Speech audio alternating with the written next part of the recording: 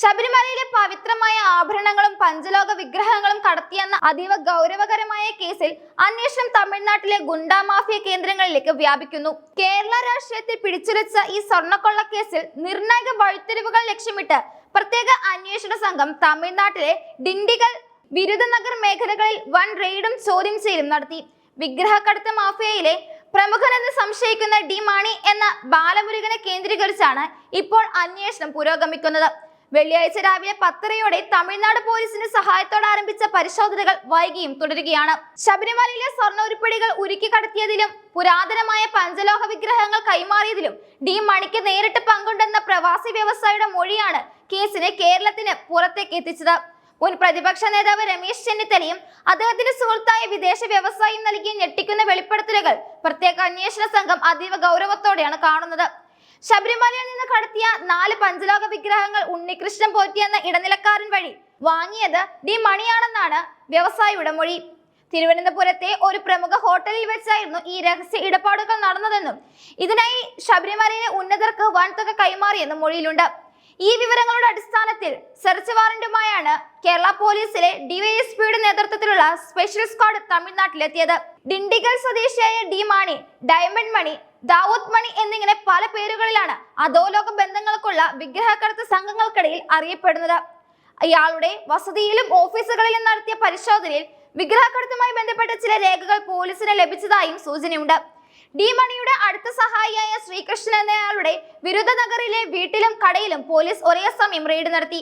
പഴയ പാത്രങ്ങളും കരകൗശല വസ്തുക്കളും വിൽക്കുന്ന കടയുടെ മറവിൽ വിഗ്രഹക്കടത്താണോ നടക്കുന്നത് എന്ന കാര്യത്തിൽ പോലീസ് വിശദമായ പരിശോധന നടത്തി വരികയാണ്.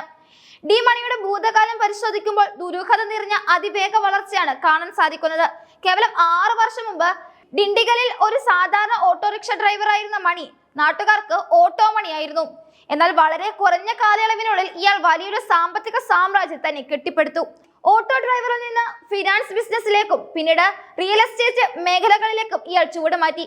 ഇടക്കാലത്ത് സിനിമാ തിയേറ്ററുകളിൽ പോപ്കോൺ വിൽക്കുന്ന ക്യാൻറ്റീൻ നടത്തിയിരുന്ന മണി എങ്ങനെയാണ് കോടികൾ വിലമതിക്കുന്ന പുരാവസ്തു ഇടപാടുകളിലേക്ക് എത്തിയത് എന്നത് അന്വേഷണ സംഘത്തെ അമ്പരപ്പിക്കുന്നുണ്ട്. ഇരടിയം തട്ടിപ്പ് ഉൾപ്പെടെയുള്ള വമ്പൻ സാമ്പത്തിക തട്ടിപ്പുകളിൽ ഇയാൾ മുമ്പ് പ്രതിയായിട്ടുണ്ടെന്ന വിവരവും പോലീസിന് ലഭിച്ചിട്ടുണ്ട്. ചോദ്യം ചെയ്യലിൽ തനിക്ക് ശബരിമല കേസുമായി യാതൊരു ബന്ധവുമില്ലെന്നും ഉണ്ണികൃഷ്ണൻ പോറ്റി അറിയില്ലെന്നുമാണ് ഡി മണി മൊഴി നൽകിയിരിക്കുന്നത്. എന്നാൽ പ്രവാസി വ്യവസായിയുടെ മൊഴിയിൽ ഇയാളെ കുറിച്ചുള്ള കൃത്യമായ വിവരങ്ങളുണ്ട്. തമിഴ്നാട്ടിലെ മുൻ ഭരണകക്ഷിയായ AIADMKയുമായും ജയലളിതയുമായും അടുത്ത ബന്ധമുള്ള ചിലരുമായും ഡി മണിക്ക് വഴിവിട്ട ഇടപാടുകൾ ഉണ്ടായിരുന്നുവെന്നാണ് വ്യവസായിയുടെ വെളിപ്പെടുത്തൽ. പത്മനാഭസ്വാമി ക്ഷേത്രത്തിലെ നിധി ശേഖരണത്തിലും വിഗ്രഹങ്ങളിലും കണ്ണുവെച്ച ഈ സംഘം പലതവണ കേരളത്തിൽ വരികയും പുരാവസ്തുക്കൾ കടത്താൻ ശ്രമിക്കുകയും ചെയ്തിട്ടുണ്ടത്രേ.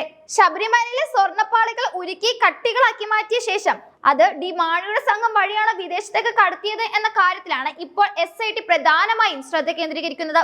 ഉണ്ണികൃഷ്ണൻ പോറ്റിയും ഡി മണിയും തമ്മിൽ തിരുവനന്തപുരത്ത് വെച്ച് കൂടിക്കാഴ്ച നടത്തിയതിന്റെ തെളിവുകൾ ശേഖരിക്കാൻ സൈബർ സെല്ലിന്റെ സഹായം തേടിയിട്ടുണ്ട്. തമിഴ്നാട് അതിർത്തിയോട് ചേർന്ന് കിടക്കുന്ന വനമേഖലകൾ വഴി വിഗ്രഹങ്ങളും സ്വർണവും കടത്താൻ എളുപ്പമാണെന്നത് പ്രതികൾക്ക് അനുകൂലമായ ഒരു ഘടകമായിരുന്നു.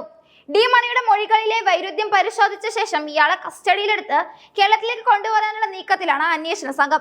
രമേശ് ചെന്നിത്തല ഉന്നയിച്ച ആരോപണങ്ങളിൽ കഴമ്പുണ്ടോ എന്ന് ബോധ്യപ്പെട്ടതോടെ രാഷ്ട്രീയ കേരളവും ഈ കേസിനെ ഉറ്റുനോക്കുകയാണ്. ശബരിമലയിലെ വിഗ്രഹങ്ങൾ പോലും കടത്തപ്പെട്ടുവെന്ന വാർത്ത വിശ്വാസികൾക്കിടയിൽ വലിയ പ്രതിഷേധത്തിന് കാരണമായിട്ടുണ്ട്. പ്രതികളുടെ ഉന്നത രാഷ്ട്രീയ ബന്ധങ്ങൾ അന്വേഷണത്തെ ബാധിക്കുമോ എന്ന ആശങ്കയും നിലനിൽക്കുന്നുണ്ട്. നിലവിൽ ഡി മണിയെ നേരിട്ട് ബന്ധിപ്പിക്കുന്ന ഭൗതിക തെളിവുകൾ കണ്ടെത്താൻ കഴിഞ്ഞിട്ടില്ലെങ്കിലും ഇയാളുടെ സാമ്പത്തിക സ്രോതസ്സുകളും ഫോൺ രേഖകളും പരിശോധിച്ചാൽ കൊള്ളയുടെ ആഴം വ്യക്തമാകുമെന്നും പോലീസ് കരുതുന്നു. വരും ദിവസങ്ങളിൽ തമിഴ്നാട്ടിലെ കൂടുതൽ പുരാവസ്തു കേന്ദ്രങ്ങളിൽ റെയ്ഡ് നടക്കാനാണ് സാധ്യതയുള്ളതും. ശബരിമലയുടെ വിശുദ്ധി തകർക്കുന്ന തരത്തിൽ നടന്ന ഈ വൻ കൊള്ളയ്ക്ക് പിന്നിലെ ഓരോ കണ്ണികളെയും പുറത്തു കൊണ്ടുവരാൻ ഉറച്ച തീരുമാനത്തിലാണ് അന്വേഷണ സംഘം.